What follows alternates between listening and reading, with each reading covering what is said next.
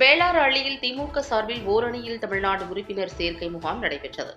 தருமபுரி மாவட்டம் பாலக்கோடு அடுத்த வேளாரள்ளியில் திமுக சார்பில் ஓரணியில் தமிழ்நாடு உறுப்பினர் சேர்க்கை முகாம் பாலக்கோடு தெற்கு ஒன்றிய செயலாளர் ஆனந்தன் தலைமையில் நடைபெற்றது. இதில் தருமபுரி மேற்கு மாவட்ட கழக செயலாளர் முன்னாள் அமைச்சர் பழனியப்பன் கலந்து கொண்டு ஆய்வு செய்தார்.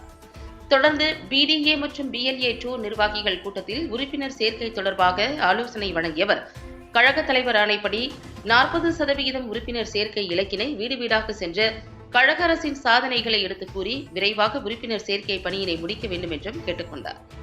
நிகழ்ச்சியில் முன்னாள் ஒன்றிய செயலாளர் முனியப்பன், சட்டமன்ற உறுப்பினர் வெங்கடாசலம், பாலக்கோடு சட்டமன்ற தொகுதி பொறுப்பாளர் அரியப்பன், பார்வையாளர் பரணி, முன்னாள் ஒன்றிய குழு தலைவர் நாகராஜன், ஒன்றிய அவை தலைவர் ராஜாமணி, முன்னாள் ஒன்றிய கவுன்சிலர் அழகுசிங்கம், முக்கிய நிர்வாகிகள் இருசன் மற்றும் மாவட்ட ஒன்றிய நிர்வாகிகள் கலந்து கொண்டனர்.